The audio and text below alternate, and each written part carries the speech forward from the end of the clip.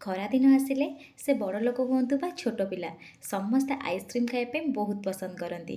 ଆଜି ଆମେ ବଜାରଠାରୁ ବି ଅଧିକ ସ୍ୱାଦିଷ୍ଟ ଘରେ ଅଳ୍ପ କିଛି ସାମଗ୍ରୀକୁ ନେଇକି କୁଲ୍ଫି ଆଇସ୍କ୍ରିମ୍ ବନେଇବା, ଯାହା ଗୋଟେ ଥର ବନେଇ ଖାଇସାରିଲା ପରେ ଆପଣ ବାରମ୍ବାର ବନେଇବେ, ବଜାରର ଆଇସ୍କ୍ରିମ୍ ଖାଇବା ଭୁଲିଯିବେ।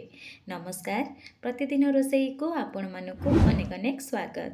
ଆପଣମାନଙ୍କୁ ଅନୁରୋଧ ରହିଲା, ଯଦି ଚ୍ୟାନେଲରେ ନୂଆ ଅଛନ୍ତି ପ୍ଲିଜ୍ ଚ୍ୟାନେଲକୁ ଗୋଟେ ସବସ୍କ୍ରାଇବ୍ କରିଦେବେ। କୁଲ୍ଫି ଆଇସ୍କ୍ରିମ୍ ବନେଇବା ପାଇଁ ମୁଁ ଗୋଟେ ପ୍ୟାନ୍ରେ 750 ml କ୍ଷୀର ନେଇଛି। କ୍ଷୀରକୁ ଲୋ ଫ୍ଲେମ୍ରେ ଫୁଟିବା ପାଇଁ ଛାଡ଼ିବା, ପୁରା ପାଖାପାଖି ଯେମିତି ଅଧାରୁ ଟିକେ ଜଷ୍ଟ ଅଧିକା ଥିବ ସେହି ହିସାବରେ ଏଠି କ୍ଷୀରକୁ ଫୁଟେଇବେ। ଚାଲନ୍ତୁ ଗୋଟେ ଅଲଗା ପ୍ରିପାରେସନ୍ କରିନେବା। ସେଥିପାଇଁ ଗୋଟେ ମିକ୍ସିଂ ଜାର୍ରେ ମୁଁ ଏଠି 10ରୁ 12ଟି କାଜୁ ଦେଉଛି, ତା ସହିତ ଆଲମଣ୍ଡ ମଧ୍ୟ ନେଇଛି 10ରୁ 12ଟା। ଆଉ କାଜୁ ଆଲମଣ୍ଡର ପରିମାଣ ଆପଣଙ୍କ ହିସାବରେ କମ୍ ବେଶୀ କରିପାରିବେ। ତା ସହିତ ମୁଁ ଏଠି 2 ଚାମଚ ଚିନି ଦେଉଛି। ଆପଣ ଯଦି ଚାହିଁବେ ଆଲମଣ୍ଡକୁ ସ୍କିପ୍ କରିପାରିବେ, କେବଳ କାଜୁରେ ବନେଇ ପାରିବେ। ଭଲ ବାସ୍ନା ଆସିବା ପାଇଁ 2ଟି ଗୁଜୁରାତି ଦେଇଛି। ଦେଇସାରିଲା ପରେ କଭର୍ କରିକି ଆକୁ ଆମେ କ'ଣ କରିବା ନା ଗ୍ରାଇଣ୍ଡ କରି ଆଣିବା। ଆପଣ ଚାହିଁଲେ ଦରଦରା ଗ୍ରାଇଣ୍ଡ କରିପାରନ୍ତି, ନହେଲେ ଫାଇନଲି ଗ୍ରାଇଣ୍ଡ କରନ୍ତି। ଦେଖିପାରୁଥିବେ ମୁଁ ଏଠି ବେଶୀ ଫାଇନଲି କରିନି ନା ବେଶୀ ଦରଦରା ରଖିନି। ଏବେ କ'ଣ କରିବା, ଗୋଟେ ଜାଗାରେ ଗ୍ରାଇଣ୍ଡିଂ କରି ରଖିଥିବା କାଜୁ ଓ ଆଲମଣ୍ଡକୁ ଦେଇଦେବା। ତା ସହିତ ଭଲ ଫ୍ଲେଭର ଆସିବା ପାଇଁ 2 ଚାମଚ କଷ୍ଟାର୍ଡ଼ ପାଉଡ଼ର ଦେଉଛି। କଷ୍ଟାର୍ଡ଼ ପାଉଡ଼ର ଟୋଟାଲି ଅପସନାଲ୍ ଅଛି, ଆପଣ ଯଦି ଚାହିଁବେ ସ୍କିପ୍ କରିପାରିବେ। ତା ସହିତ ଗୋଟେ ବଡ଼ ଚାମଚ ମୁଁ ଏଠି ମିଲ୍କ ପାଉଡ଼ର ନେଉଛି।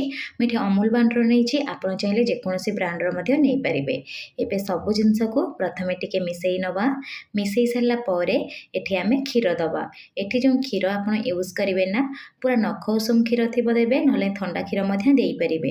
କିନ୍ତୁ ଗରମ କ୍ଷୀର ଜମା ବି ଦେବେନି, ଯେହେତୁ ଆମେ କଷ୍ଟାର୍ଡ଼ ପାଉଡ଼ର ନେଇଛେ ନା, ନହେଲେ ଗୋଟାଳିଆ ଟାଇପ୍ର ହେଇଯିବ। ମିଶାଇ ସାରିଲା ପରେ ଆକୁ ଗୋଟେ ସାଇଡ଼୍ରେ ରଖିବା।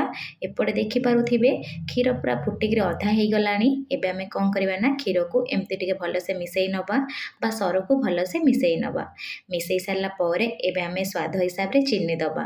ଯେହେତୁ ଆମେ ଗ୍ରାଇଣ୍ଡିଂ କଲା ଟାଇମ୍ରେ 2 ଚାମଚ ଚିନି ଦେଇଥିଲେ, ସେଥିପାଇଁ ମୁଁ ଏଠି 1.5 ଚାମଚ ଚିନି ଦେଇଛି। ଆପଣଙ୍କୁ ଯଦି ମିଠା ଅଧିକା ପସନ୍ଦ, ଆପଣ ମିଠା ମଧ୍ୟ ଅଧିକା ଦେଇପାରିବେ। ତାପରେ ମିଶାଇକି ରଖିଥିବା ଡ୍ରାଏ ଫ୍ରୁଟ୍ର ପାଉଡ଼ରକୁ ଦେଇଦେବା। ଦେଇସାରିଲା ପରେ ଲୋ ଫ୍ଲେମ୍ରେ କଣ୍ଟିନ୍ୟୁଅସ୍ଲି 2ରୁ 3 ମିନିଟ୍ ଏଠି ଆମେ କ'ଣ କରିବା ନା ମିଶାଇବା। ଯେହେତୁ ଏଠି ଆମେ କଷ୍ଟାର୍ଡ଼ ପାଉଡ଼ର ୟୁଜ୍ କରିଛେ ନା, ନହେଲେ ତଳେ ଲାଗିଯିବ। ଯଦି ଆପଣ ଚାହିଁବେ କଷ୍ଟାର୍ଡ଼ ପାଉଡ଼ର ଜାଗାରେ କର୍ଣ୍ଣଫ୍ଲାୱାର ମଧ୍ୟ ନେଇପାରିବେ। କର୍ଣ୍ଣଫ୍ଲାୱାର ଦେଇକି ମୁଁ ଆଇସ୍କ୍ରିମ୍ ଅଲରେଡ଼ି ଗୋଟେ ଭିଡ଼ିଓ ବନେଇଛି, ଆପଣ ଯଦି ଚାହିଁବେ ଚ୍ୟାନେଲ୍ ପେଜ୍କୁ ଭିଜିଟ୍ କରିକି ଦେଖିପାରିବେ। ଏବେ ବଜାର ପରି କଲର୍ ଆସିବା ପାଇଁ ଗୋଟେ ବୁନ୍ଦା ମୁଁ ଏଠି କଲର୍ ଦେଇଦେଉଛି, ଫୁଡ଼୍ କଲର୍, ମାନେ ମୁଁ ୟେଲୋ କଲର୍ ୟୁଜ୍ କରିଛି। ଦେଇସାରିଲା ପରେ ଆକୁ ଭଲସେ ମିଶାଇ ନେବା। ଆପଣଙ୍କ ପାଖରେ ଯଦି କେଶର ଥିବ, କେଶର ମଧ୍ୟ ଭିଜେଇକି ଦେବେ, ଆଉ ଫୁଡ଼୍ କଲର୍କୁ ସ୍କିପ୍ କରିବେ। ଆଉ କଲର୍ ଯଦି ପସନ୍ଦ ନୁହେଁ, ଟୋଟାଲି ସବୁକୁ ସ୍କିପ୍ କରିବେ। ଗୋଟେ ପିଞ୍ଚ ଲୁଣ ଦେବା। ଲୁଣ ଦେଇସାରିଲା ପରେ ଆକୁ ଆମେ ମିଶାଇ ନେବା। ଦେଖିପାରୁଥିବେ ପୁରା ପରଫେକ୍ଟ ଟେକ୍ସଚର୍ ଆସିଛି। ଏତିକି ହିଁ ରଖିବେ, ଥଣ୍ଡା ହେଇଗଲା ପରେ ଆହୁରି ଟିକେ ମୋଟା ହେଇଯିବ। ଏବେ ଫ୍ଲେମ୍କୁ ଅଫ୍ କରିକି ଥଣ୍ଡା ହେବା ପାଇଁ ବାହାରେ ଛାଡ଼ିଦେବା। ମୁଁ ଆପଣଙ୍କୁ ଥଣ୍ଡା ହେଇଗଲା ପରେ ଦେଖାଉଛି, ଦେଖିପାରୁଥିବେ। ଯେହେତୁ ଏଠି ଆମେ ଗ୍ରାଇଣ୍ଡିଂ କରିବା ନା, ଭଲସେ ପୁରା ଥଣ୍ଡା କରିବେ, ତାପରେ ଯାଇ ଗ୍ରାଇଣ୍ଡିଂ କରିବେ।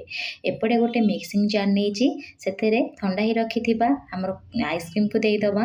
ଦେଇସାରିଲା ପରେ କଭର୍ କରିକି ପୁରା ଚିକଣ ସେ ଗ୍ରାଇଣ୍ଡ କରିବେ। ଯଦି ଗ୍ରାଇଣ୍ଡ କରିବେ, କୁଲ୍ଫିଟା ପୁରା କ୍ରିମି ଟେକ୍ସଚର୍ ବନିବ, ଜମା ବି ଆଇସ୍ କ୍ରିଷ୍ଟାଲ ବନିବନି। ଆଉ ଗ୍ରାଇଣ୍ଡିଂ କରିସାରିଲା ପରେ ଟେକ୍ସଚର୍ ଦେଖନ୍ତୁ, ପୁରା ପତଲା ଟାଇପ୍ର ହିଁ ଆସିଛି। ଏବେ ଆମେ କ'ଣ କରିବା, ଆକୁ ସେଟ୍ କରିବା। ସେଥିପାଇଁ ମୁଁ ଏଠି କୁଲ୍ଫି ମୋଲ୍ଡରେ ଦେଉଛି। ମୋ ପାଖରେ ଥିଲା, ମୁଁ ଏଠି ୟୁଜ୍ କରୁଛି। ଆପଣ ଯଦି ଚାହିଁବେ ଚାହା ପିଇବା କପ୍ରେ ଦେଇପାରିବେ, ନହେଲେ ଛୋଟ ଛୋଟ ଯେଉଁ କାଗଜର କପ୍ ଆସେ ସେଥିରେ ମଧ୍ୟ ସେଟ୍ କରିପାରିବେ। ଯଦି ଆପଣଙ୍କୁ ଏ କୁଲ୍ଫି ମୋଲ୍ଡ ଦରକାର, ତାହେଲେ ମୁଁ ଟ୍ୟାଗ୍ କରିଦେବି, ଆପଣ ଯାଇକି ଭିଜିଟ୍ କରି କିଣିପାରିବେ। ଏବେ ଆମେ କ'ଣ କରିବା ନା ଏମିତି ଷ୍ଟିକ୍ ଦେଇଦେବା, ଆଇସ୍କ୍ରିମ୍ ଷ୍ଟିକ୍। ମୁଁ ଏଠି ଆଇସ୍କ୍ରିମ୍ ଷ୍ଟିକ୍ ଦେଇଛି, ଆପଣ ଚାହିଁଲେ ଚାମଚର ପଛପଟକୁ ଦେଇକି ମଧ୍ୟ ବନେଇ ପାରିବେ। ମୁଁ ଆପଣଙ୍କୁ ଗୋଟେ ଏଠି ସେଟ୍ କରି ଦେଖାଇ ଦେଉଛି, ଦେଖିପାରୁଥିବେ ଗୋଟେ ଚାହା ପିଇବା କପ୍ରେ ନେଇଛି। ଉପରେ ଏମିତି ମୁଁ ଏଠି କ'ଣ କରୁଛି ନା ଫଏଲ୍ ପେପର୍ ଦେଉଛି। ଆପଣ ଯଦି ଚାହିଁବେ ଏଠି ଫଏଲ୍ ପେପର୍ ୟୁଜ୍ କରିପାରିବେ, ନହେଲେ ଯେଉଁ କ୍ଷୀରର ପକେଟ୍ ନା ତାକୁ କାଟିକି ମଧ୍ୟ ଦେଇପାରିବେ। ମଝିରେ ଟିକେ ଏମିତି କଣା କରିନେବେ। କଣା କରିସାରିଲା ପରେ ଆଇସ୍କ୍ରିମ୍ର ଷ୍ଟିକ୍ ଦେବେ। ଏବେ ଆମେ ଫ୍ରିଜ୍ ହେବା ପାଇଁ ବା ଆଇସ୍କ୍ରିମ୍ ସେଟ୍ ହେବା ପାଇଁ 10ରୁ 12 ଘଣ୍ଟା ଫ୍ରିଜ୍ ଭିତରେ ଛାଡ଼ିଦେବା। ମୁଁ ଗୋଟେ ରାତି ପାଇଁ ଛାଡ଼ି ଦେଇଥିଲି। ରାତି ପରେ ଆପଣଙ୍କୁ ବାହାର କରି ଦେଖାଉଛି, ଦେଖିପାରୁଥିବେ କେତେ ସୁନ୍ଦର ସେ ପୁରା ସେଟ୍ ହେଇଛି। ଏବେ କଭର୍ କାହାକୁ କାଢ଼ି ନେବା। କାଢ଼ି ନେଇ ସାରିଲା ପରେ ହାତରେ କ'ଣ କରିବେ ନା ଏମିତି ଟିକେ ଘଷି ନେବେ। ଯଦି ଆଇସ୍କ୍ରିମ୍ ବାହାରିବନି, 10 ରୁ 12 ସେକେଣ୍ଡ ପାଣିରେ ଡିପ୍ କରି ରଖିବା ଆରାମସେ ବାହାରିଯିବ। ଯେହେତୁ ଆମର ପୁରା ରାବିଟ୍ ଟାଇପ୍ର ଟେକ୍ସଚର୍ ଆସିଛି ଆରାମସେ ବାହାରିଯିବ।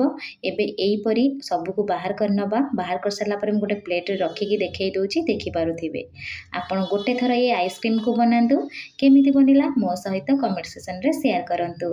ଆପଣଙ୍କୁ ଯଦି ଏ ଆଇସ୍କ୍ରିମ୍ର ରେସିପି ପସନ୍ଦ ଆସିଥିବ ପ୍ଲିଜ୍ ଭିଡ଼ିଓକୁ ଗୋଟେ ଲାଇକ୍ କରିବେ। ପୁଣି ଦେଖାହେବ ନେକ୍ସଟ ଭିଡ଼ିଓରେ। ରହିଲି, ଧନ୍ୟବାଦ।